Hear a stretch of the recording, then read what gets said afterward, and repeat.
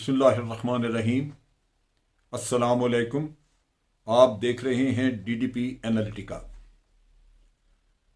कल इस्लामाबाद में शार दस्तूर के ऊपर बहुत ही भयानक और बदनुमा सीन देखने को मिले, जहां सरकारी मुलाजिम बहुत बड़ा एक एहतजाज कर रहे थे और पुलिस ने उनके ऊपर आंसू गैस वगैरह फेंकी क्योंकि मुजाहिरीन मुश्तहिल हो चुके थे।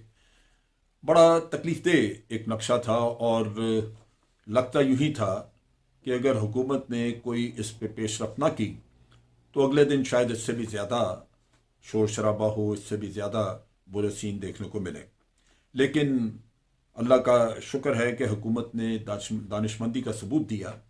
मुजाहिरीन जो हैं वो इसलिए मुश्तइल थे कि वो ये कहते थे कि हमने मुज़ाकरात किए, हमसे वादा किया गया, लेकिन कोई नोटिफिकेशन जारी नहीं हुआ, तो हम इसलिए परेशान हैं कि वादा करके हुकूमत क्यों फिर रही है उससे। तो मेरा ख्याल है कि वादा तो करना नहीं चाहिए था, लेकिन अगर किया है तो फिर उसको पूरा करना चाहिए। हर सूरत रात को प्राइम मिनिस्टर ने जो पैकेज देना था वो अप्रूव किया और अब इनको हंगामी तौर पे, फौरी तौर पे 25% तनख्वाहों में इजाफा किया जा रहा है, जो कि एडहॉक रिलीफ के तौर पे दिया जा रहा है। और फिर बजट आएगा, बजट तक मेरा ख्याल है कि बाकी मामला तय होंगे और फिर तनख्वाहों का कुछ हल होगा कि वहाँ पे कितनी बढ़ाई जाएगी अगले साल के लिए। चीज़ यह कि इसमें काफ़ी कुछ करने का है। सिर्फ यही सेक्रेटेरिएट के जो सरकारी मुलाजिम हैं उनका ही नहीं मसला तो तमाम सरकारी मुलाजिम का है, वो प्रोविंसेस में हों, वो फेडरल गवर्नमेंट में हों, वो ब्यूरोक्रेसी में हों, पुलिस में हों, कहीं भी हों, उन लोगों को सबको महंगाई ने इफेक्ट किया हुआ है। और बदकिस्मती ये कि महंगाई का हल अभी तक कुछ नहीं हुआ, होना तो वो चाहिए था। अब चीज़ ये है कि हुकूमत इस चक्कर में या इस मामले में फंसी क्यों है। पिछले साल जब बजट आया तो कोई तनख्वाहें नहीं बढ़ाई गई, वो उसकी वजह यही कि इनको आईएमएफ ने मना किया हुआ था।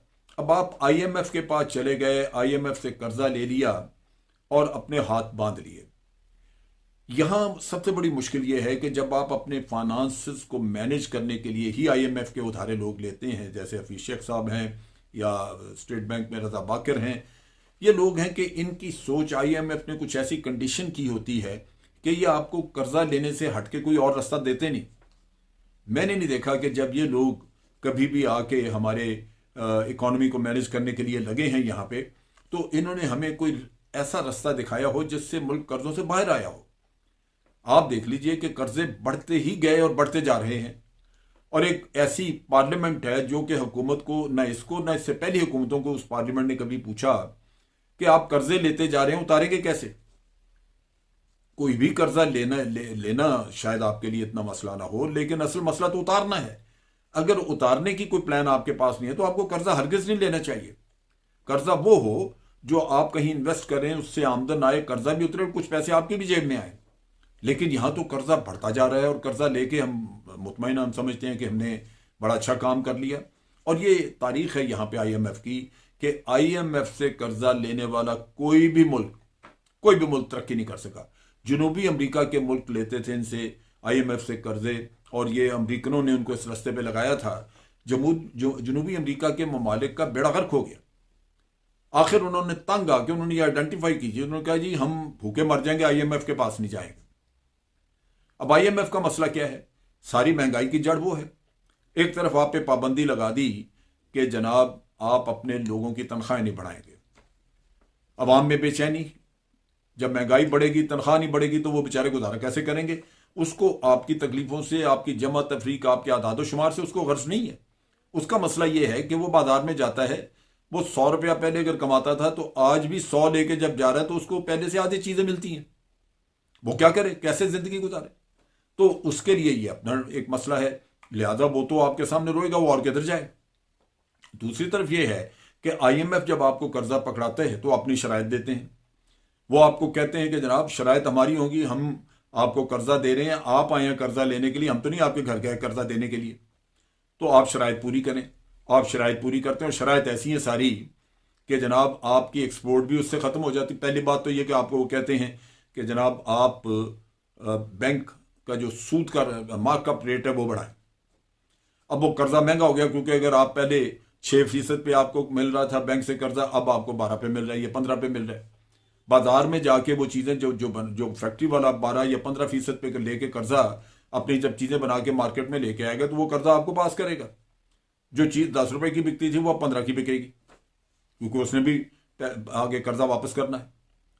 फिर आपको IMF कहता है कि जनाब बिजली महंगी करें, गैस महंगी कर दें, पेट्रोल महंगा करें, क्योंकि यही वो चीज़ें जिनसे आपने आमदन कमानी है। वो आपको इकॉनमी को ठीक करने का तो कोई रास्ता बताते ही नहीं। वो तो ये कहते हैं कि इसमें से पैसा कमाएं और पैसा कमा के आगे अपने आप को चलाएं। एक्सपोर्ट आपकी महंगी हो गई इन सारी चीज़ों के, बिजली वगैरह के महंगे होने से, गैस महंगे होने से। बाहर आप चीज़ बेच नहीं सकते, बाहर बेचें तो डॉलर का रेट आपको आपका वो अपना रुपया का रेट कम करना पड़ता है ताकि बाहर आप सस्ती बेच सकें उसी तरह डॉलर के भाव, और अपने मुल्क में ज़्यादा पैसा दे सकें अपने लोगों को ताकि उनकी जेब भरे, वरना वो कैसे कर्जे जो लिए वो कैसे चलाएंगे। तो IMF तो आपको बांध के रख देता है, तबाह करके रख देता है। नतीजा ये कि यहाँ सबसे बड़ी खराबी है कि हम बार बार सारे IMF की तरफ ही जाते रहे हैं। हमने ये नहीं किया कि अपने तमाम इकोनॉमिस्ट जो पाकिस्तान में मौजूद हैं उनको इकट्ठा करें या बड़े बड़े इकोनॉमिस्ट को इकट्ठा करें और उनको कहें कि जनाब हमें इस मुश्किल से निकलने का रास्ता बताएं कि इकोनॉमी को सीधा कैसे किया जाए। फिर यह कि पार्लियामेंट सारे, अब ये सियासतदान बाहर बैठ के एहतजाज ये वो, भाई तुम्हें होना चाहिए पार्लियामेंट में, उधर बैठ के जाके हिसाब किताब करो कि आवाम को रिलीफ कैसे देना है। आप सब अपने इक़्तिदार के चक्कर में, ये नालायक वजीर आजम, वो नालायक, इलेक्शन हारा हुआ यहां किसी ने माना ही नहीं कभी। इतनी इखलाकी जरूरत नहीं है किसी में कि वो इलेक्शन हारने के बाद खुद कहे कि जी हाँ मैं हार गया। उसने कोई ना कोई बहाना ढूंढना है कि मुझे हराया गया।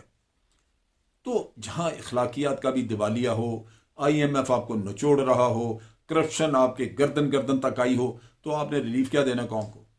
तो यहां पे ज्यादा बड़ी सोच विचार की जरूरत है कि आप इस मामले को सीधा कैसे करें और लोगों को रिलीफ कैसे दें ताकि आवाम की जिंदगी आसान हो।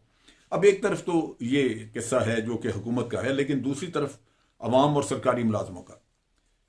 पिछले हुकूमतों में रोजगार लोगों को देने के नाम पे कि जी लोग बेरोजगार हैं, इनको रोजगार देना है, सरकारी अदारे और सरकारी दफातर में सियासी बुनियादों के ऊपर इतने ज्यादा लोग भर्ती कर दिए गए हैं कि जहां आपको 2 आदमी चाहिए वहां 4 बैठे हुए। क्या यह हुकूमत के खजाने पे बोझ नहीं होगा?